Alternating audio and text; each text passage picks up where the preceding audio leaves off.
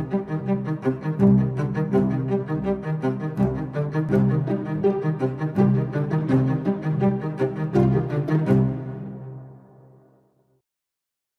everyone, welcome to Formula Story. In this video I'll be discussing a formulated step-by-step approach which will help you all to solve ParaJumbles. So let's begin. Now the step 1 is you have to read all the sentences in one go without concentrating on their arrangement. The main focus here is to concentrate on the central idea of the whole paragraph. Once you get the central idea, your brain forms the structure of the whole passage, which will eventually help you in arranging the sentences. Now comes the step 2. Since you have understood the central idea, you have to now focus on identifying the sentence that will start the paragraph. The starting sentence is generally one which will introduce an idea, a topic, a person, or a concept.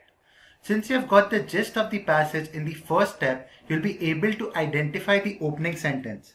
This is because understanding the central theme in advance will trigger your brain to process the sentence arrangement in a structured manner. Now the third step is identifying the mandatory pairs. Mandatory pairs can be identified by looking at the flow of the passage. For instance, if in one sentence the name of a person is stated followed by the usage of a pronoun like he, she, etc., then such sentences will form mandatory pairs. Or if a reason is being stated for an action that occurred followed by the effect it had, then such statement will also form mandatory pairs. Always remember, the flow of the passage will be from general to specific, past to present, cause followed by its effect, or introduction of an idea followed by elaboration on it. These 4 pointers shall always be kept in mind while identifying the mandatory pairs. Now in the final step, read the passage again in the order that you have arranged to verify if the passage as a whole makes sense. Now, I have listed a few keywords that can never start the paragraph. Some of them are moreover, furthermore, however, although, nevertheless, notwithstanding, firstly, secondly, thirdly, etc., not only, but also, additionally, similarly, likewise, and also pronouns like he, she, they, them, we, it, etc. Basically, the sentence starting with these keywords can never form the opening sentence. Now let's apply those steps which I have discussed so far. The first step is reading all the sentences and forming a gist of the paragraph. Now the first sentence is, post offices and public sector banks could supplement microcredit institutions in this regard. The second sentence is, they are trusted institutions and have already built up credit and savings channel for the poor. The third one is, in a recent paper, Wouter van Ginneken of the International Labour Organization has argued that microfinance institutions could play an important role in providing social security. To overcome this weakness, Ginneken suggests that microcredit organizations should outsource the insurance part of their business. But one problem is that most microcredit institutions are small and lack expertise in the insurance business.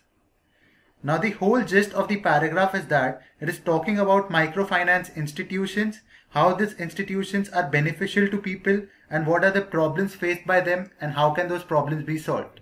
So once we have got the gist of the whole passage, now we have to identify the opening sentence. On closely looking at all the sentences, we can see that the third sentence is the opening sentence since it introduces to us a person and also presents his attitudes towards microfinance institutions, which is the main topic of the paragraph. Now the next sentence shall be sentence 2 since the pronoun they refers to the microfinance institutions. The remaining sentences are 1, 4 and 5. Now sentences 1 and 4 talk about few solutions, hence they form a pair, while the sentence 5 talks about a problem. Obviously sentence 5 which poses a problem shall come before sentence 1 and 4 which offers solution to the problem. So the order up till now shall be 3, 2 and 5. Now between sentence 1 and 4, 4 shall come first since sentence 4 offers a solution and sentence 1 deals with the implementation of this solution. Hence the final arrangement will be 3, 2, 5, 4, 1.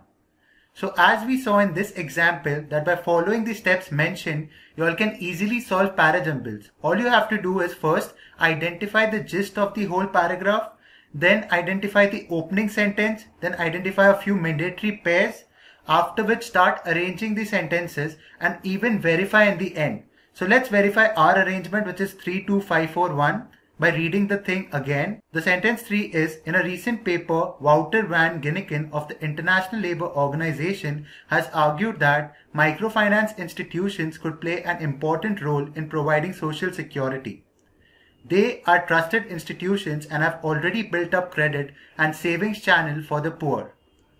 But one problem is that microfinance institutions are small and lack expertise in the insurance business. To overcome this weakness, Ginneken suggests that microcredit organizations should outsource the insurance part of their business.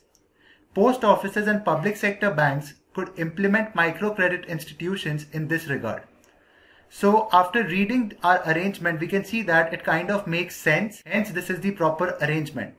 So I would recommend you all to practice a few more examples using the steps that I've mentioned, and you will see that you're improving at the way you solve ParaJumbles. I would suggest you all to visit the website formulastory.com to have a look at whatever I've said throughout the video. So that's it, people. I will come up with more interesting videos.